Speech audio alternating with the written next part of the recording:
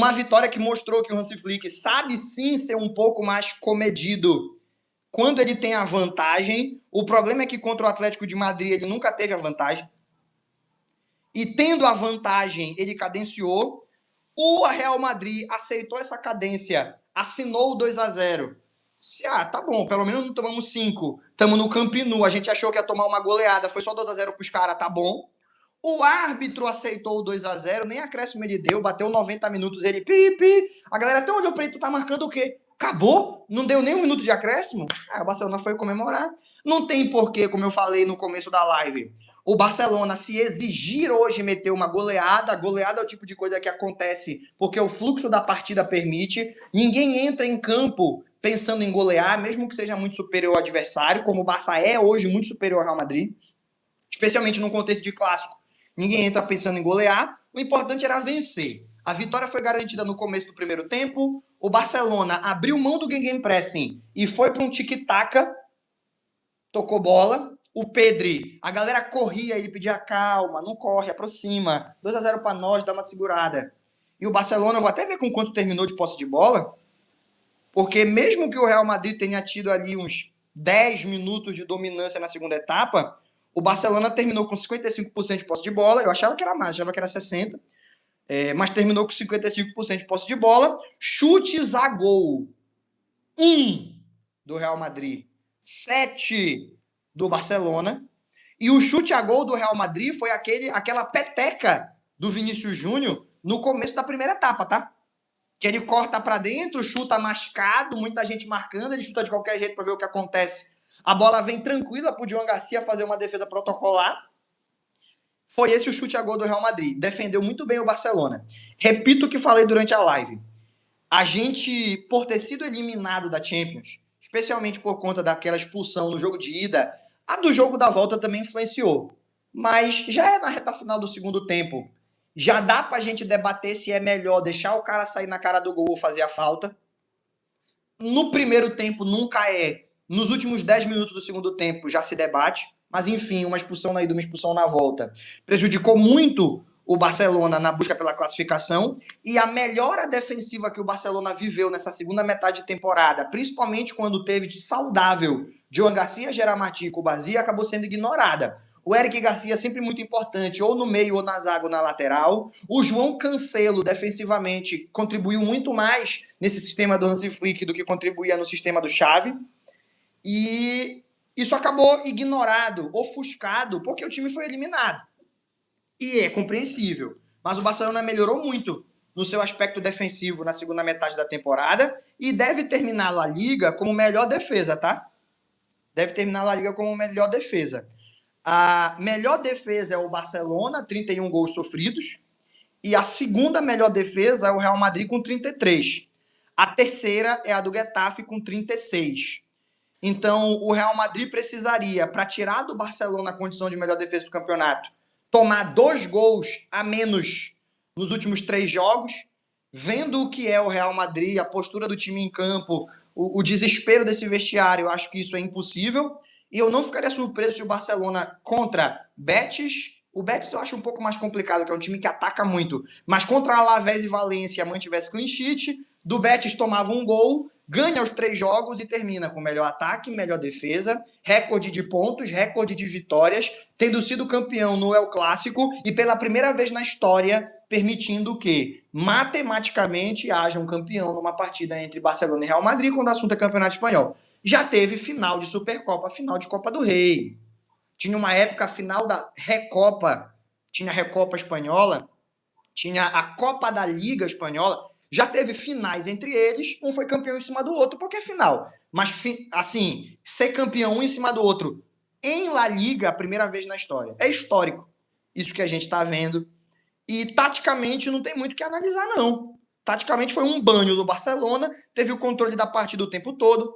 Uma ou outra tentativa de bola longa que o Cubarsí teve dificuldade, mas depois se recuperou e começou a ganhar essas jogadas. Não tem o que se reclamar de Gerard Martí, de Cubarsí, de João Garcia. O Eric Garcia fez um jogo excelente.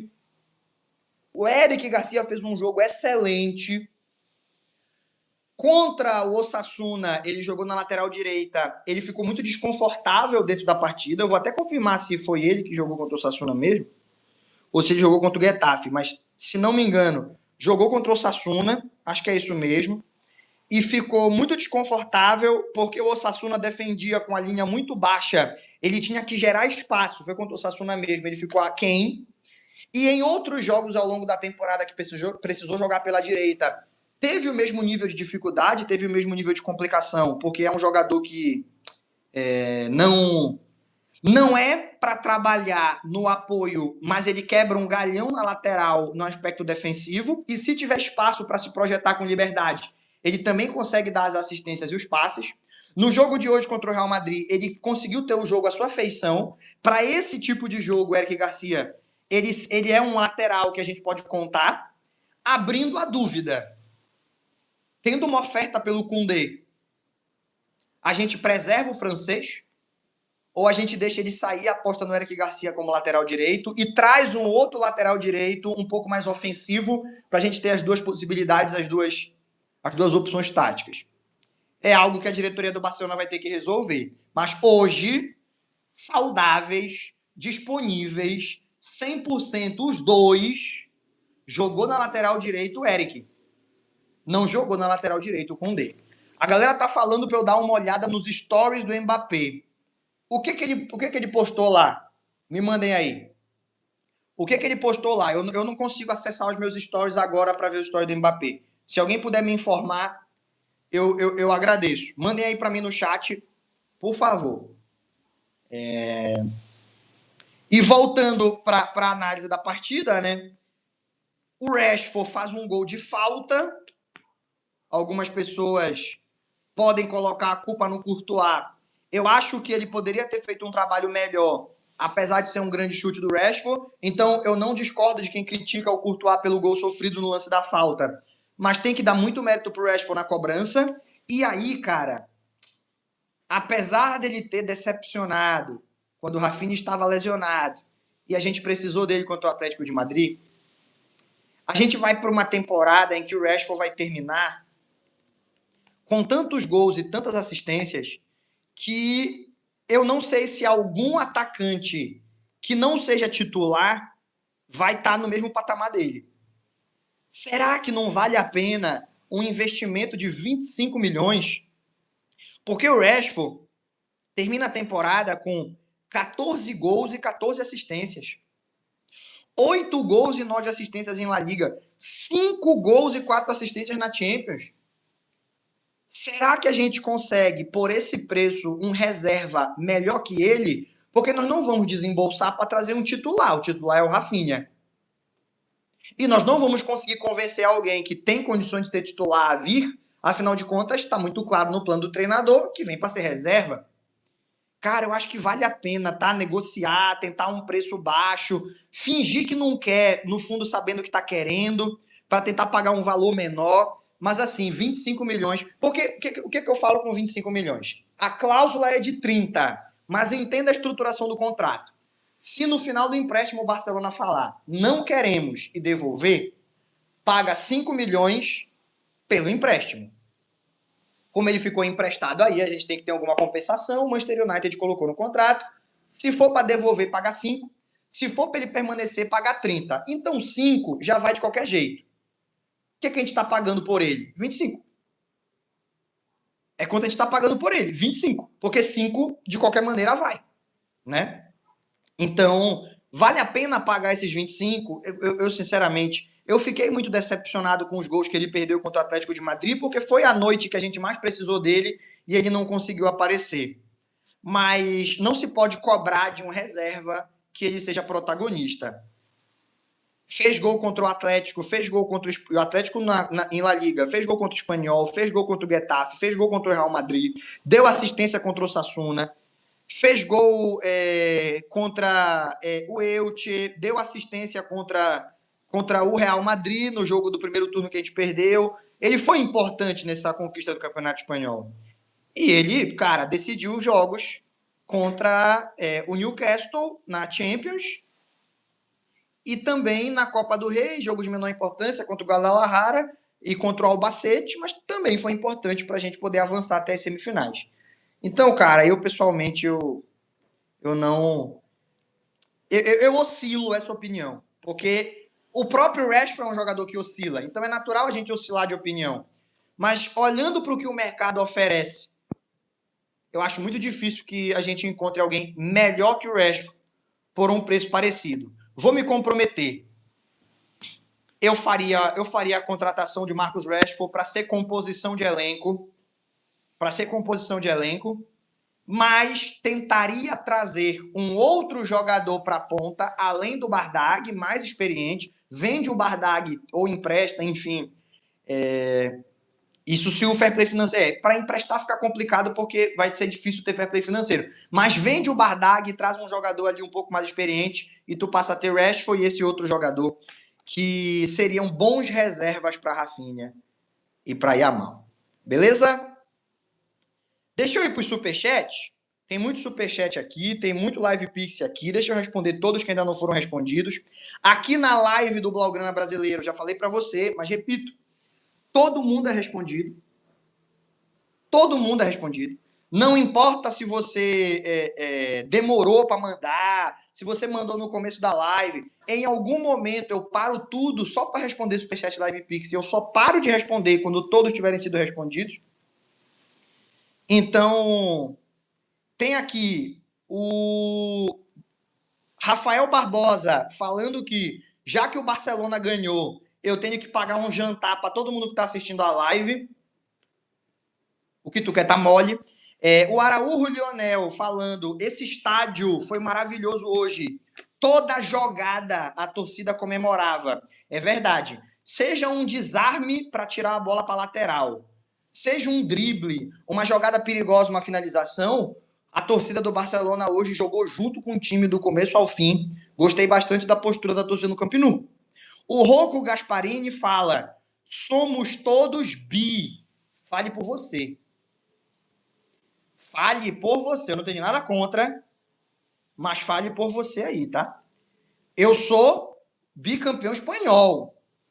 Bi, sem nenhum complemento, aí é uma parada que abre espaço para interpretações. Você se vire para lá com essas suas opções.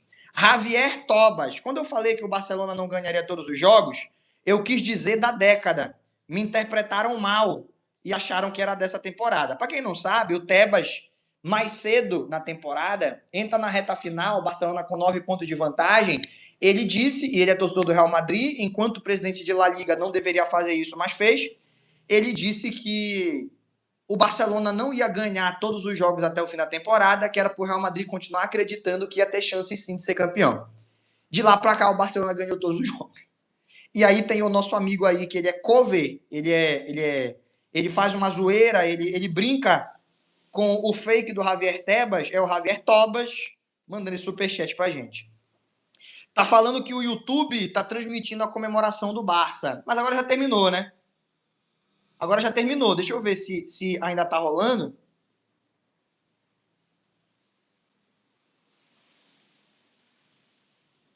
Ainda tá tendo transmissão. Bora ver se os jogadores ainda estão em campo. Ainda tá rolando, né? Acabou aí... Porque tava tudo escuro, ficou tudo escuro e a ESPN encerrou. Mas ainda tá rolando sim. Obrigado por me avisar. Aí o Joaquim... Não é o Joaquim Gregório, não. É o Arthur Siqueira. Obrigado por me avisar, Arthur Siqueira. Ainda tá rolando sim a comemoração. Tá tendo jogo de luz, tá meio escuro, aí fica claro e tal, mas os jogadores ainda estão lá comemorando sim. O Joaquim Gregório falou, se o Bastoni vier, é arriscado ser reserva do Martim. Muito brabo. Cara, eu não falo zoando não, tá? Eu sei que vocês falam zoando, mas eu falo sério. Se não for um zagueiro de primeiríssima prateleira, ele não vem para ser titular absoluto, porque eu enxergo no Gerard Martim aquele tipo de jogador que dá um jeito... Mesmo que você contrate alguém para melhorar a posição, ele evolui e continua sendo titular.